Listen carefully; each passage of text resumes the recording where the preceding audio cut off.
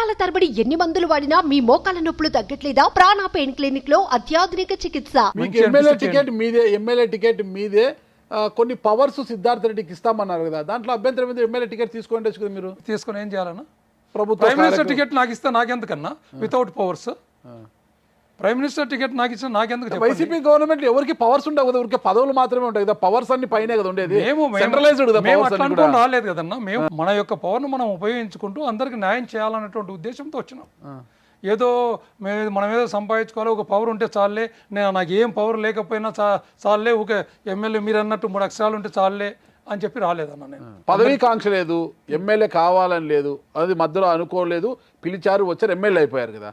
అలాంటప్పుడు సరే మీకు మనసును వచ్చో ఏదో నాకు పవర్స్ లేనప్పుడు నేను ఎందుకు ఎమ్మెల్యే, మీరు తప్పుకున్నారు. వాళ్ళు కూడా ఇటు బైరెడ్డి సిద్ధార్థ రెడ్డి గారు, లబ్బే వెంకటస్వామి వాళ్ళని ప్రపోజ్ చేస్తే కూడా సీఎం గారు ఒప్పుకోలేదు.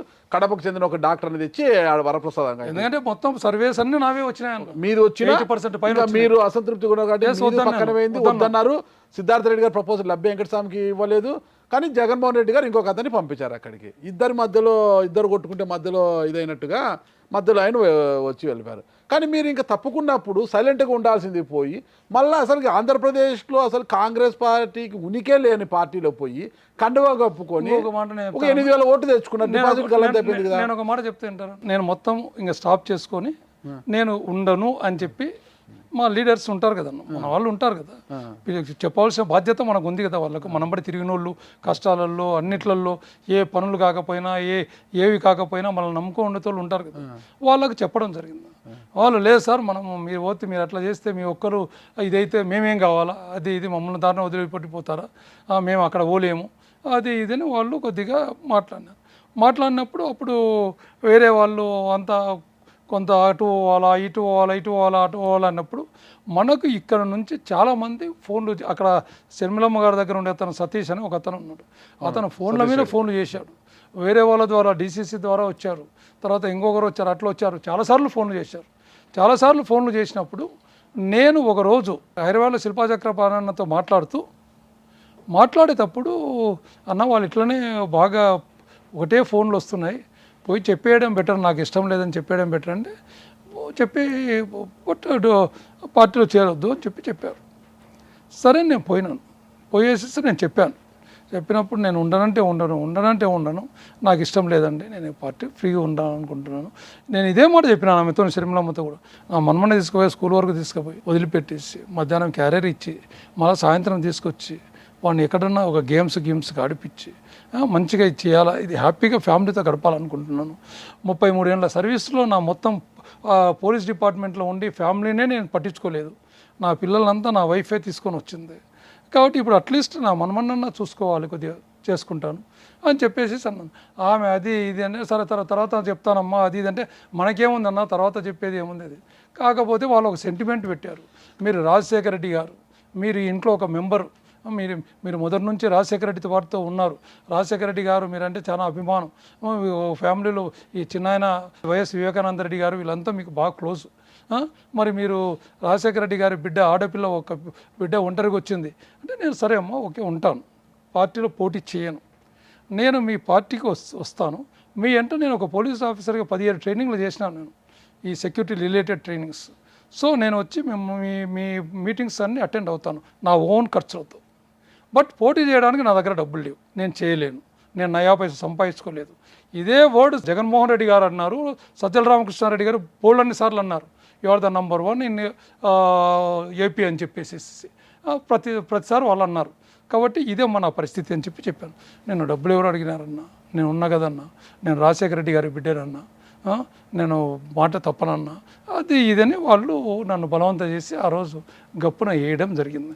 అంతేగాని నేను ఏదో కాంగ్రెస్లోకి పోయి పోటీ చేసి నేను నేను గెలుస్తా అని, కాంగ్రెస్లో గెలవదని అందరికీ తెలుస్తుంది. ఫోర్సు మీకు జనసేన నుంచి కూడా వచ్చింది. కాకపోతే పవన్ కళ్యాణ్ గారు వైజాగ్ మీటింగ్లో కూడా కర్నూలు జిల్లా గురించి నందికొట్కూరులో ఒక ఎమ్మెల్యే ఉన్నారు, చాలా నిజాయితీగా ఉండే ఎస్సీ నియోజకవర్గం అది, అలాంటి నాయకులు ఉండాలని పొగిడారు.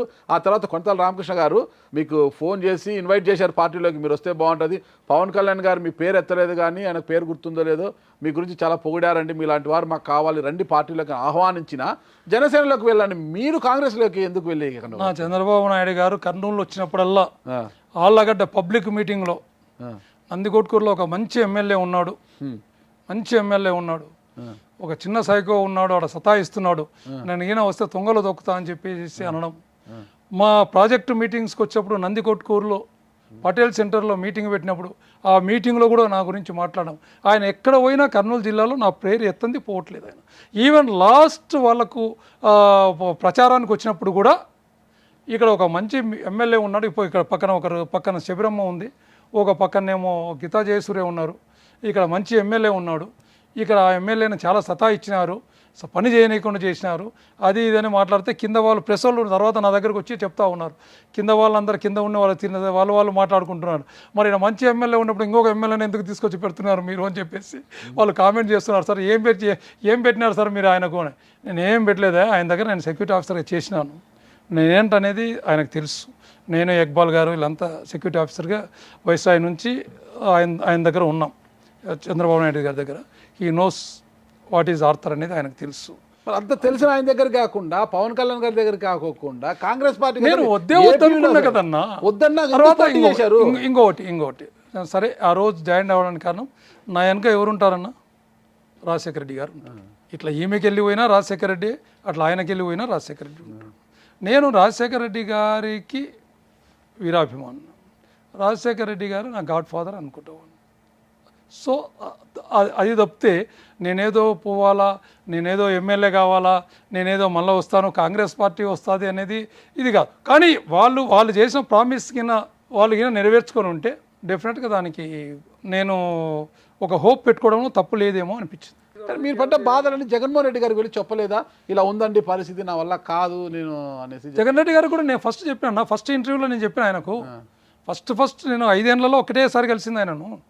కలిసినప్పుడు చెప్పిన 4 నిమిషాలు ఇద్దరం 1 to 1 కలిసినప్పుడు చెప్తే మీరు సర్దుకొని పోవాలా ఇంక ఎస్సీ కాన్స్టిట్యున్సీస్లో అది ఇది. నేను ఒక మాట చెప్తాను, నేను విన్నది రాజశేఖర రెడ్డి గారు ముఖ్యమంత్రిగా ఉన్నప్పుడు ఒక ఎస్సీ కాన్స్టిట్యున్సీలో, ఇదే కాన్స్టిట్యున్సీలో వేరే వాళ్ళు పోయి కంప్లైంట్ చేశారంట, ఎమ్మెల్యే వచ్చిన 1 monthకే మాకు చాలా ఇచ్చేస్తున్నాడు, మమ్మల్ని పట్టించుకోవద్దు, మా మాటలు ఎవరిని వినొద్దు అని చెప్తున్నాడు అధికారులకు, ఎవరన్నా ఇంటికైనా మేము ట్రాన్స్ఫర్ చేపిస్తామని చెప్తున్నాడని చెప్తే రాజశేఖర రెడ్డి గారు ఒకటే అన్నా, ఎస్సీ కాన్స్టిట్యున్సీలో మీరు ఎందుకండి పోయేది, మీకు ఏం అవసరం చెప్పండి, వాళ్ళు ఏదో చూసుకుంటారు కదా, మీకు ఏమన్నా కావాలంటే నా దగ్గర నేను చేస్తాను కదా, మీకు ఏం పనులు కావాలో చెప్పండి నేను చేస్తా, వాళ్ళతో వదిలేసేయండి, వాళ్ళను ఫ్రీగా చేసుకునేయండి, వాళ్ళను వదిలేసాను.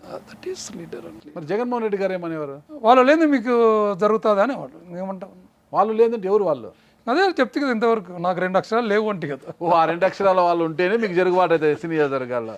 సుమన్ టీవీలో మీ పర్సనల్ అండ్ బిజినెస్ ప్రమోషన్స్ కోసం కింది నెంబర్కి కాంటాక్ట్ చేయండి.